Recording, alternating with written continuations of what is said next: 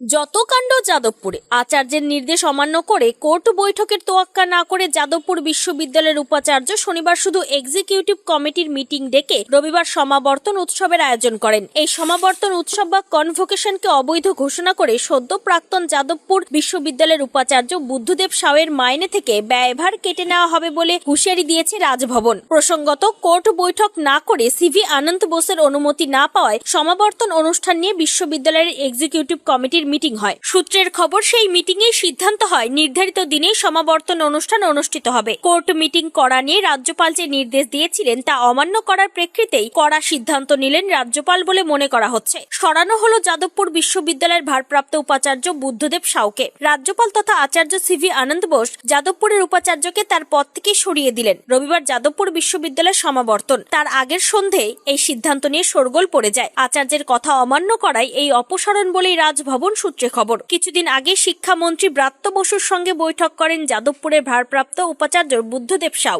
রাজ্যপালের নির্দেশ অমান্য করে সমাবর্তন উৎসবের আয়োজন করেছিলেন তিনি। সেই অনুষ্ঠানে থাকার কথা ছিল ইউজিসির চেয়ারম্যানেরও। এরই মধ্যে শনিবার সন্ধ্যায় জানা গেল ভারপ্রাপ্ত উপাচার্য পদে বুদ্ধদেব বাবু আর থাকছেন না। রাজ্যপালের বক্তব্য ছিল, ছাত্র মৃত্যুর ঘটনায় বিশ্ববিদ্যালয়ের অবস্থানে অসন্তুষ্ট সিভি আনন্দ বোস। এমনকি এই মর্মান্তিক ঘটনার পরেও বিশ্ববিদ্যালয়ে বেশ কয়েকটি র্যাগিং এর অভিযোগ সামনে এসেছে। সব মিলিয়ে বিশ্ববিদ্যালয়ের ভূমিকায় খুশি হতে পারেনি আচার্য, আর সেই কারণে কোর্ট বৈঠকের অনুমতি দেননি তিনি। রাজ্যপালের অনুমতি না মিললে সমাবর্তন অনুষ্ঠান নিয়ে আপত্তি ছিল না উচ্চশিক্ষা দপ্তরের। সেই জোরেই সম্ভবত ভারপ্রাপ্ত উপাচার্য সমাবর্তন উৎসব করতে রাজি হয়েছিলেন। উল্লেখ্য, যাদবপুরের সমাবর্তন অনুষ্ঠান নিয়েও জটিলতা তৈরি হয়েছিল। নিয়ম অনুযায়ী সমাবর্তন অনুষ্ঠানে যাবতীয় সিদ্ধান্তের জন্য কোর্ট বৈঠক করতে হয় বিশ্ববিদ্যালয় কর্তৃপক্ষকে, কিন্তু সেই বৈঠকের জন্য রাজ্যপাল তথা আচার্যের অনুমতির প্রয়োজন হয়। আনন্দ বোস কোর্ট বৈঠক করার অনুমতি দেননি। পরিণতিতে পথ খোয়াতে হলো ভারপ্রাপ্ত উপাচার্য বুদ্ধদেব সাউকে। এদিন বুদ্ধদেব সাউকে সাংবাদিকরা প্রশ্নবাণে জর্জরিত করার পর সদ্য প্রাক্তন ভারপ্রাপ্ত উপাচার্য বুদ্ধদেব সাউ আত্মপক্ষ সমর্থনের উদ্দেশ্যে কি বলেছেন শোনাবো। সমাবর্তনের পরে আপনি কি উপাচার্য হিসেবে কন্টিনিউ করবেন? এরপর আপনার ইয়েটা কি, স্টেপটা কি উপাচার্য হবে? হিসেবে আমার স্টেপ হচ্ছে কি, দেখুন স্টেপ হচ্ছে কি এক মুহূর্ত পরে কি স্টেপ সেটা এক্ষুনি বলা যায়। আপনি বলছেন তাহলে আপনি কনভোকেশনে অ্যাটেন্ড করেছেন, তো ভিসি তাহলে প্রভিসিকে দায়িত্ব দেওয়া হলো কেন? আমি ওপেন করার পর সে তো যে কোনো সময় চ্যান্সেলরও যখন ওপেন করে তারপরে কাউকে বলে এই কাজটা করতে, আপনার কাছে আছে। আচ্ছা, রাজ্য তো চ্যান্সেলর স্যারের অনুপস্থিতিতে ভাইস চ্যান্সেলর এটা করে। তারপরে তিনি বাকি কাজটা প্রভিসি স্যারকে মানে ডিগ্রিটা হ্যান্ড ওভার করতে বলা হয়েছে এবং সেটা কোর্ট থেকে আমাকে বলা হয়েছে। আপনি কি মনে করছেন এখনো আপনি অন্তর্বর্তী? আরে হাতটা নামাও। কালকে যদি কোনো একটা দেশ আমাদেরকে অ্যাটাক করে, তখন কিন্তু সমস্ত আইন কানুন বাদ দিয়ে আগে মানুষকে রক্ষা করার জন্য যা কিছু করার দরকার হয়। তো যাই হোক, তো আমি তো দুটো চিঠি ফেলেছি। ফেলার পরেই আমাদের ইউনিভার্সিটির সর্বোচ্চ যে বডি, তারা ডিসাইড করেছে আমাকে ভাইস চ্যান্সেলর হিসাবে এই কনভোকেশন কমপ্লিট করতে, মানে ভাইস চ্যান্সেলর হিসেবে রেকগনাইজ করেছে এবং রিকোয়েস্ট করেছে। তারপরে আমি কনভোকেশনটা, তারপরে সুপ্রিম কোর্ট আছে, হাইকোর্ট আছে, দেশের ল আছে, তারপরে যা হবে তাই। আপনি কি কন্টিনিউ করবেন? অ্যাজ পার ল। আপনি কি কন্টিনিউ করবেন? অ্যাজ পার ল। আপনি কি ওই গভর্নরের চিঠি অ্যাকসেপ্ট করেছেন? না, অ্যাকসেপ্ট করিনি। কেন অ্যাকসেপ্ট করব কি করে? আমাকে একটা অর্ডার বেরিয়েছে, অ্যাকসেপ্ট করা না করার কি আছে?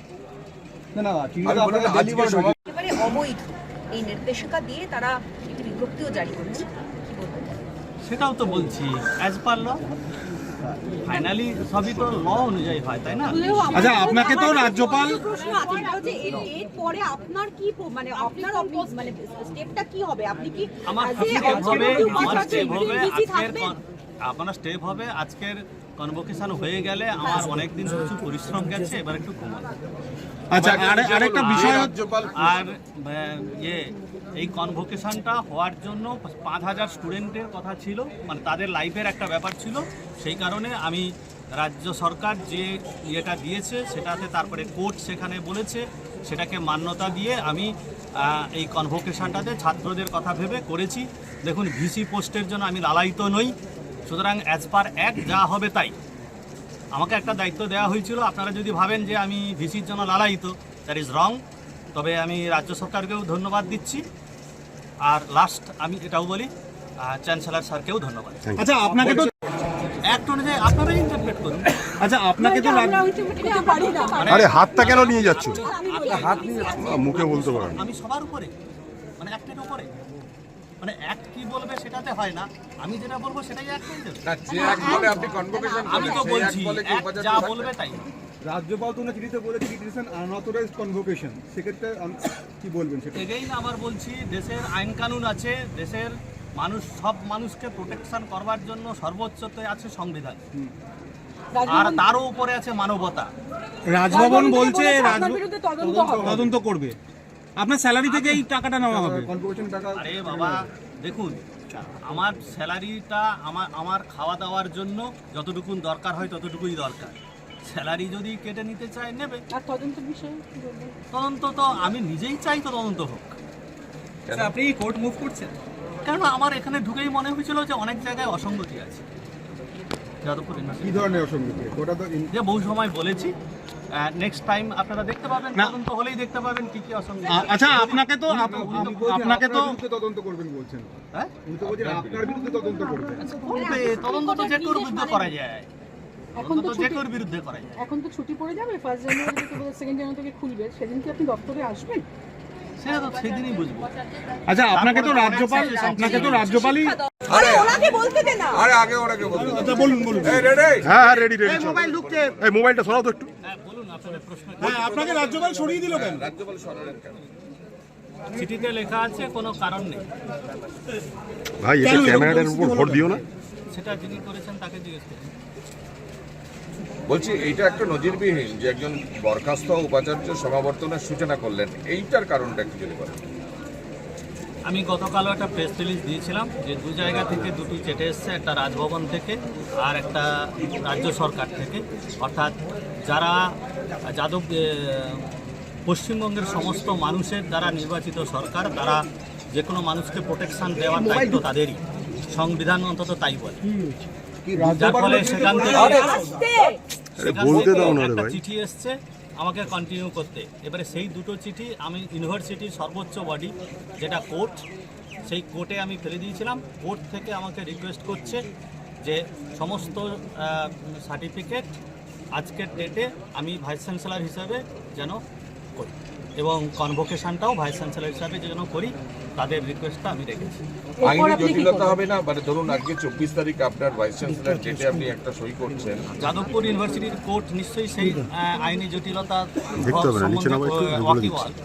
ছাত্রদের ইন্টারেস্ট নামা একটু নামা। সমস্ত ব্যাস, কিছু ওকে। মানবতার ঊর্ধ্বে, কেননা যে কোনো দেশের আইন জয় সবকিছুই। অন্যদিকে বিশেষজ্ঞদের মতে রাজায় রাজায় যুদ্ধ হয়, উলুক হাগরাদের প্রাণ যায়। কার্যত ব্রাত্য বসুদের আশকারায় উঠতে যাওয়া বুদ্ধদেব সাউয়ের যে ডানা ছিটে দিলেন রাজ্যপাল, তা আরো একবার প্রমাণিত। সত্যই যদি তার মাইনে থেকে সমাবর্তন উৎসবের ব্যয়ভার কাটা হয়, তার দায়ভার কে নেবে? কলকাতা যাদবপুর ঘুরে নিজস্ব প্রতিনিধি রিপোর্ট, টাইমস 14 বাংলা। সব মাই চায় মেয়েকে রাজরানীর মতন সাজাতে, সাজিয়ে তুলতে চায় সোনার গয়নায়।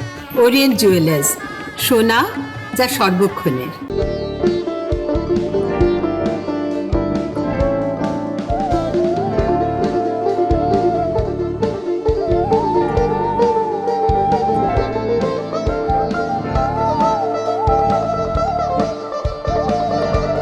আপনি কি চাকরি পরীক্ষার্থী?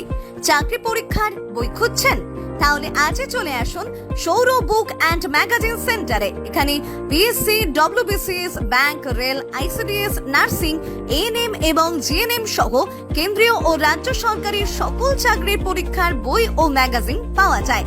আমাদের ঠিকানা ঘড়িমোড়, মোহনবাটি, রায়গঞ্জ। বিস্তারিত জানতে যোগাযোগ করুন 9002904090 অথবা 9434347016।